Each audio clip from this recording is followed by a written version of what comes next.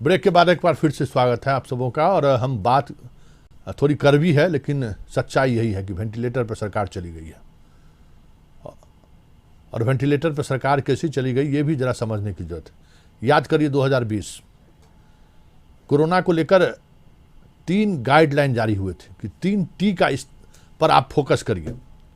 मुख्यमंत्री भी लगातार बोलते थे कि 3 टी पर फोकस कीजिए, ट्रीटमेंट, ट्रेसिंग और टेस्टिंग। 3 टी पर चर्चा होती थी। सबसे पहले ट्रेसिंग करना है कि कहाँ पे कोरोना मरीज कहाँ आ रहे हैं, कौन जा रहे हैं, कहाँ क्या करना है, ट्रेसिंग करना, ट्रेस करना है वो मरीज को।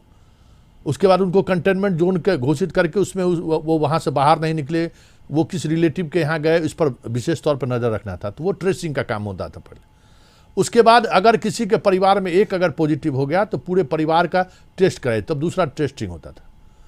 और तीसरा ट्रीटमेंट।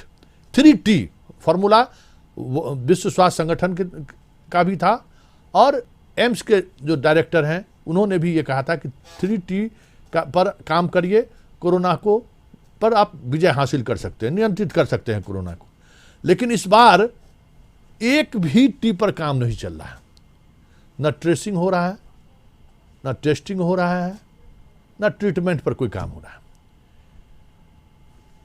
क्यों ऐसा क्या स्थिति बनी है ये कहना मुश्किल है।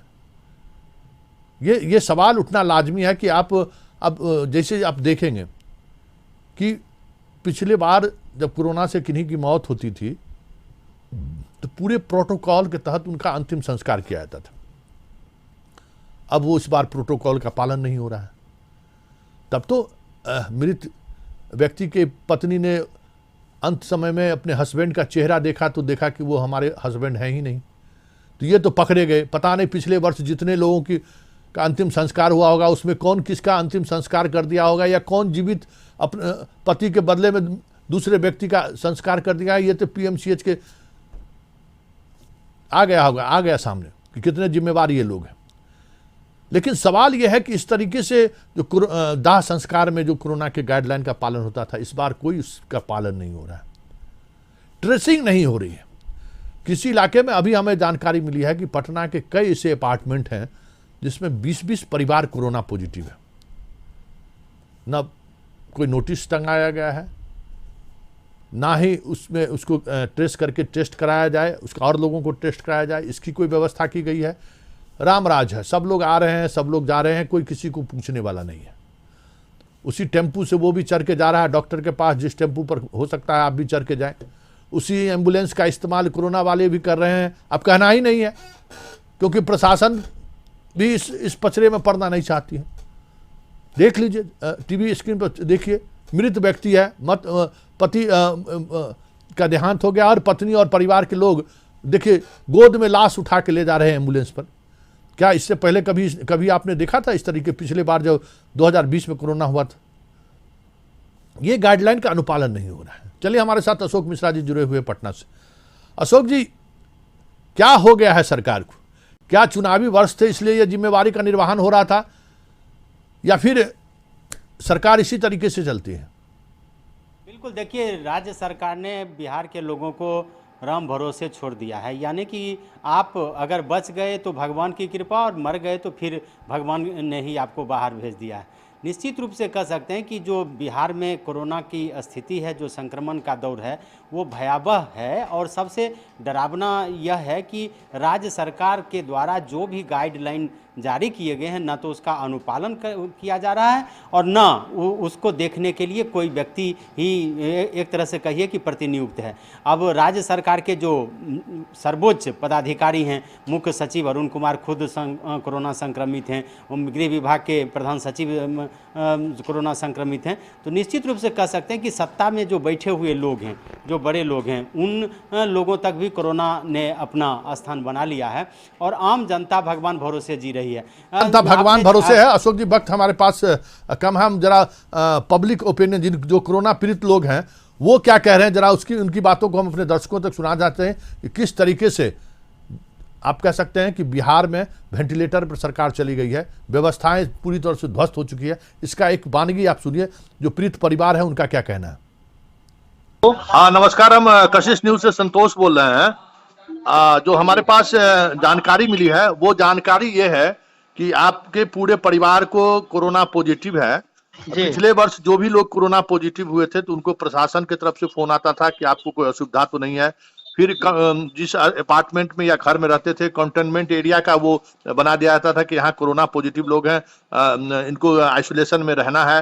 फिर कोलकाता से भी फोन आता था कि आपको हर घंटे कि आप सुरक्षित हैं कि नहीं, आपका ब्लड प्रेशर ठीक है कि नहीं, बीपी लेवल क्या है, आप शुगर के मरीज तो नहीं है। इस तरह से क्वेश्चन आया रहता था जिससे पूछताछ की जाती है। क्या इस बार आप कोरोना पॉजिटिव पूरे परिवार हैं, कुछ इस तरीके का फोन कॉल थाना से या जिला मुख्यालय से या कहीं स्वास्थ्य विभाग से कोई फोन कॉल आया है?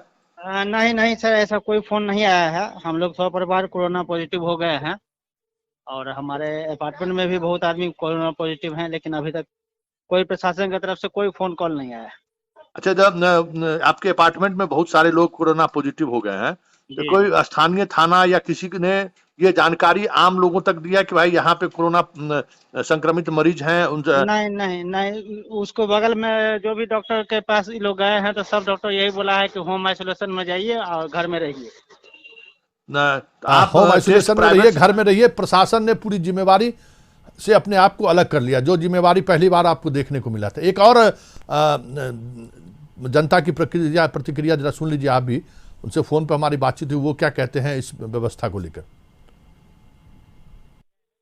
नमस्कार, हम संतोष बोल रहे हैं कशिश न्यूज से। पिछली बार कोरोना को लेकर एक खबर आई थी कि आप कोरोना पॉजिटिव थे, तो ये हम जानना चाहते हैं कि पिछली बार पॉजिटिव रिपोर्ट आने के बाद सरकार और प्रशासन से कहां से आपको आपके हालचाल जानने के लिए या आप किस स्थिति में हैं, होम आइसोलेशन है, तो आपको कहां से फोन पहले आता था? सर 2 बार फोन आता था। एक तो कलकत्ता से IVR जो होता है ऑटोमेटिक कॉल वाला पे, उस पर पूछा जाता था कि आपका आज आपको कुछ उसके स्टैंडर्ड क्वेश्चनर थे कि आज आपको फीवर आया है कि नहीं, आज आपको लूज मोशन हुआ है कि नहीं, आप आज खाना खाए हैं कि नहीं, इस तरह करके। और एक फ़ोन आता था लोकल प्रशासन से जो कि शायद ब्लॉक से करते थे जानने के लिए कि, और वो भी अल्टरनेट मतलब ऑटोमेटिक वाला कलकत्ता से फ़ोन हर दिन, और अल्टरनेट डे लोकल प्रशासन से भी आता था कि आज आपकी स्थिति कैसी है, आपको बुखार है कि नहीं, कुछ दिक्कत तो नहीं है, आप कहाँ पे हैं, कहाँ रह रहे हैं, आइसोलेशन में तो हैं, ये सब करके। और थाना से दी जाती थी? कोई 1-2 फ़ोन आया था सर कि मतलब आप कहाँ पे हैं, आपका अपार्टमेंट का लोकेशन क्या है, उसमें कितने फ्लैट्स हैं, कौन कौन लोग रहते हैं, आप अपनी फैमिली में कौन कौन हैं, और किन्हीं को तो पॉजिटिव नहीं है, ये सब जानकारी के लिए प्रशासन से कॉल आता था। एग्जैक्टली तो नहीं बता सकता हूँ कि थाना था, लेकिन हाँ एडमिनिस्ट्रेशन से ही कॉल था। देखिए, 2 ऑडियो क्लिप हमने आपको सुनाया है। एक जो पिछले बार कोरोना संक्रमित हुए उनके साथ प्रशासन का क्या व्यवहार रहा, और इस बार जो कोरोना पॉजिटिव हुए हैं उनके साथ प्रशासन और शासन की क्या व्यवहार रहा है। ये फर्क क्यों हुआ, और हर कोई जानता है कि इस 3T ट्रेसिंग, टेस्टिंग और ट्रीटमेंट का चेन जैसे ही टूटेगा फिर बिहार को वुहान बनाने से कोई रोक नहीं सकता है। चलिए, इस खास बुलेटिन को यहीं समाप्त करते हैं। फिर किसी नए मुद्दों या खबरों के साथ हमारी मुलाकात ठीक इसी समय होगी। फिलहाल हमें इजाज़त दीजिए। नमस्कार।